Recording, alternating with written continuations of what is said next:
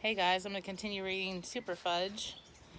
The other day, Fudge was writing a letter to Santa. It must be pretty hard to write a letter when you can't even write, I said to him, chuckling. I can write. Since when? Since I was born. Very funny. Just because you never see me write doesn't mean I can't write. Right, Dad? Good reasoning, Fudge, Dad said. Let me see the letter, I said, suddenly wondering if this kid really did know how to write.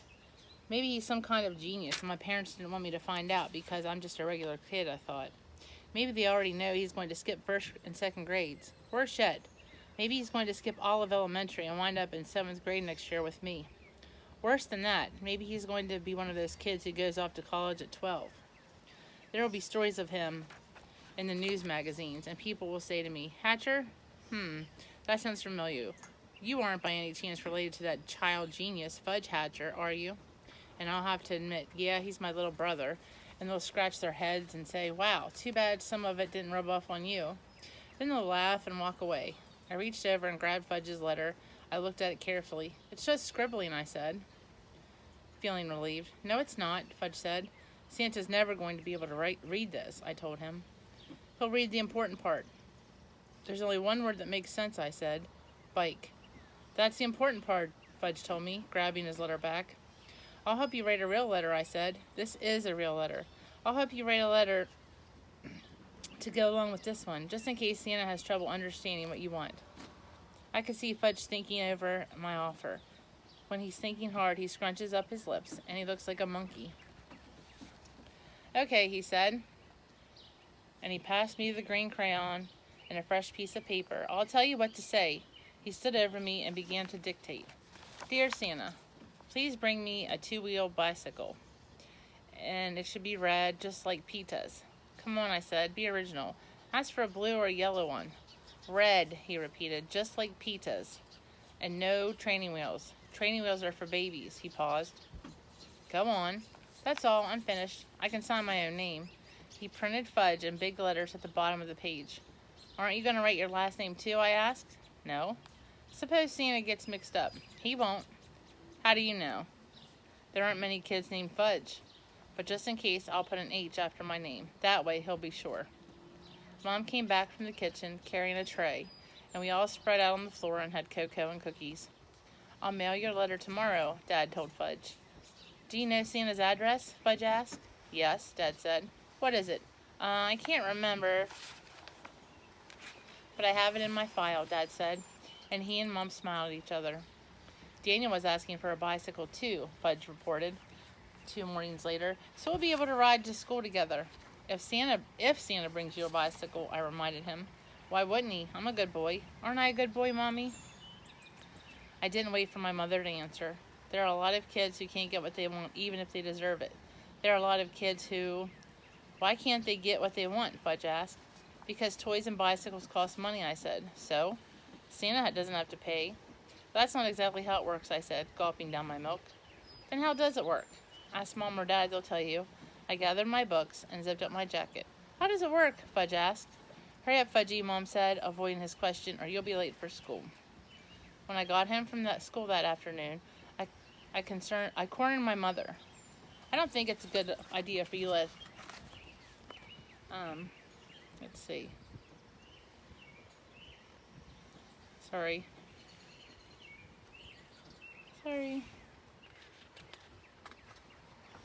Lost my page.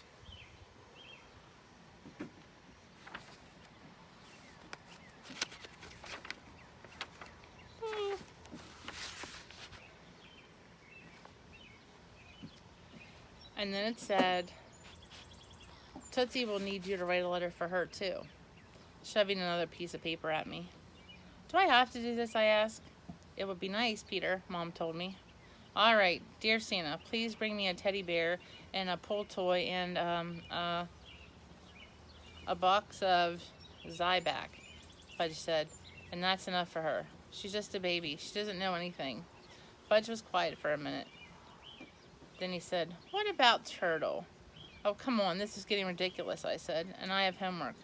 But he ripped another piece of paper from his pad. Dear Santa, I wrote, please bring me a rubber ball, some dog biscuits, and a new collar. Yours truly, Turtle Hatcher. I folded the letter, handed it to Fudge, and said, I'm not going to write one for Uncle Feather. Fudge left. Uncle Feather can write his own. Daniel came over that afternoon. Did you write to Santa yet? I asked. I'm Jewish, Daniel said. I don't believe in stuff. Oh, I forgot. Fudge said you asked for a bicycle for Christmas. I celebrate Hanukkah, and I did ask for a bicycle. Who'd you ask? My mother and father. Who do you think? I thought maybe you had a Hanukkah fairy or something. You're really stupid, Daniel said, shoving a handful of pretzels into his mouth. Thanks, Daniel. Coming from you, that's a compliment. You're welcome, Daniel said. Then he walked away mumbling, Hanukkah fairy. Our class had a holiday party on the day before vacation with Christmas cookies and island punch. I didn't drink any of it this time, not even one cup, even though I was thirsty. No point in taking chances. We got to pull a silly present out of a grab bag. I got a pair of red plastic lips. Mr. Bogner brought in a sprig of mistletoe and asked us what we knew about it. Alex raised his hand and said, if you get caught standing under it, you might get kissed. Anything else? Mr. Bogner asked. Aline said, if you want to get kissed, you should try standing under it. Everyone laughed. Anything else that isn't related to kissing? Mr. Bogner asked. No one answered. Well then, I think you should know that mistletoe is a plant which grows as a parasite on the trunks of trees. Birds eat the shiny white fruits called berries, but these berries are poisonous to man. Early European peoples used mistletoes as a ceremonial plant. That probably explains why we tend to use it at Christmas time. While he was talking to the back of the room and hung up the sprig of mistletoe near the coat closet. Later, when the doorbell rang, I ran to get my coat. I found myself standing next to Joanne. Under the mistletoe. Sorry, no, it wasn't the doorbell, it was just the bell rang. I was standing next to Joanne under the mistletoe. We looked at each other, and then she leaned over and kissed my face, way back near my ear. As soon as she did, she turned bright red, and for a minute, I thought she was going to cry, but she didn't. So then I gave her a kiss in the same spot, only she moved her head at the last second, and I wound up with a mouthful of her hair. On Christmas morning, Fudge woke up the rest of us before 6 o'clock. I got it, he shrieked. A big red bicycle without training wheels. Thank you, Santa, wherever you are. We all ran downstairs to open our presents. Turtle got everything on his list, and so did Tootsie, but she preferred the wrapping paper and ribbons to anything else. Besides my calculator and clock radio, I also got a surprise, a gift certificate for 2 albums. At 7:30, Mom whipped up a batch of pancakes. At 10 o'clock, Dad fell asleep on the living room sofa, and Mom conked out right on the floor. That night, Fudge came in my room. I was sitting up in bed, reading the instruction manual that came with my clock radio. Will you teach me to ride my bicycle? He asked. Sure, I told him. As soon as the snow melts. Daniel said he's going to learn to ride his bike on the grass. That's crazy. If you fall off on your bike in the street, you can get hurt, Fudge said. So you'll get a few scraped knees. Scraped knees bleed, don't they? Sometimes, I said. I don't like to bleed. Don't worry. Did you get scraped knees when you were learning to ride? A couple of times, I said. Don't fall that much. You don't fall that much, believe me. I believe you. He climbed up on my bed and lay back against the pillow. Santa didn't bring you everything you wanted, did he? I didn't expect him to. I would have bought you a stereo, but I didn't have that much money. Whoops. I didn't expect a stereo. I was just kidding. Me too, Fudge said. What do you mean? I asked. All of that's, let's see.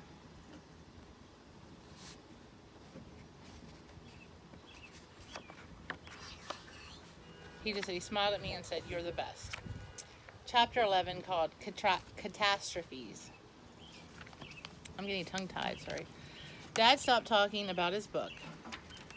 I had the feeling it wasn't going very well. Instead, he talked about growing vegetables and how to cook Chinese style, or about Princeton University hockey team.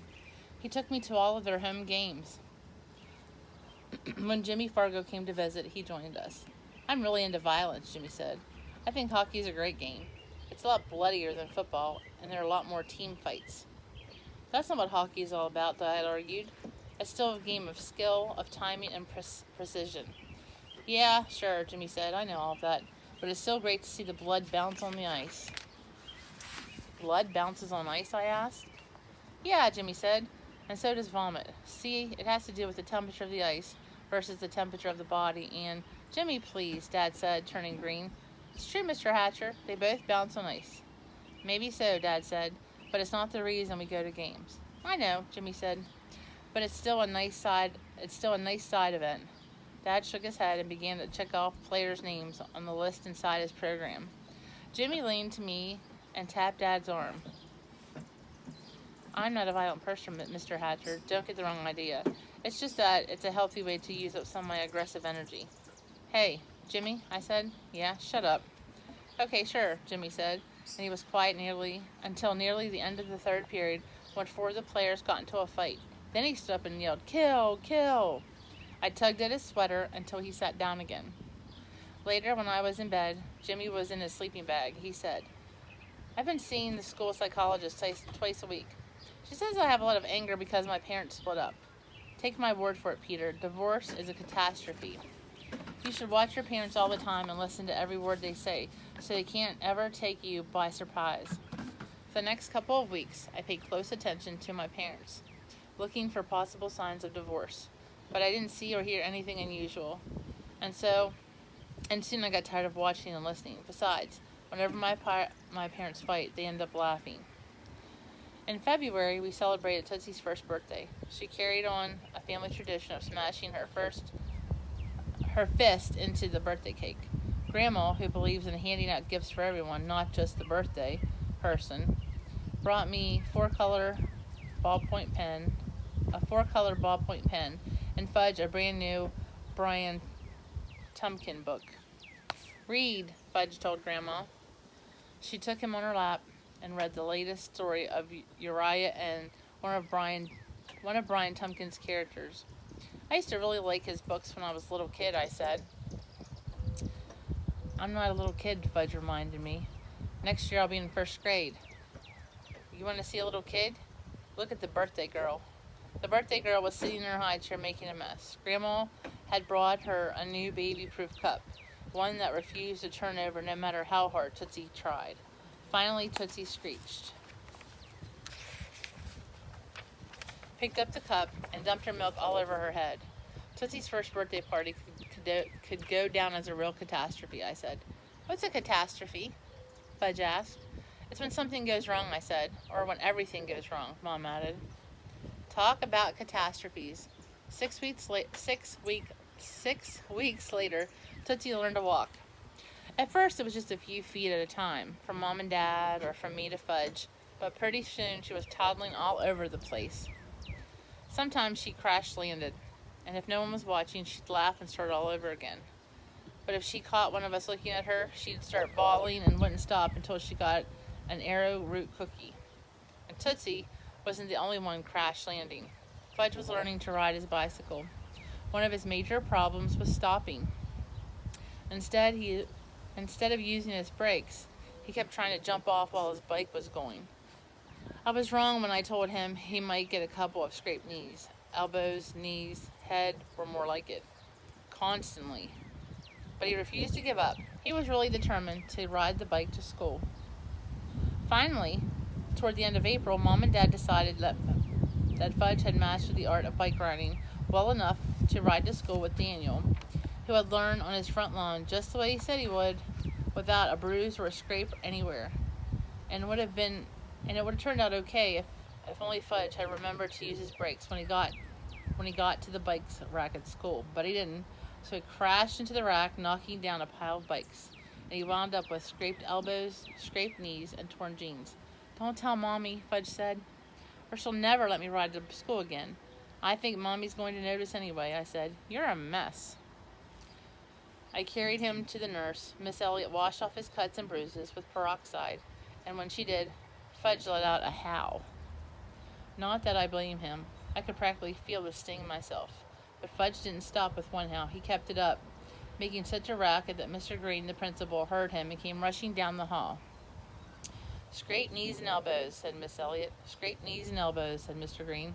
When I was a boy, I had scraped knees and elbows all the time. I'm going to have to stop there, and I will see you guys later.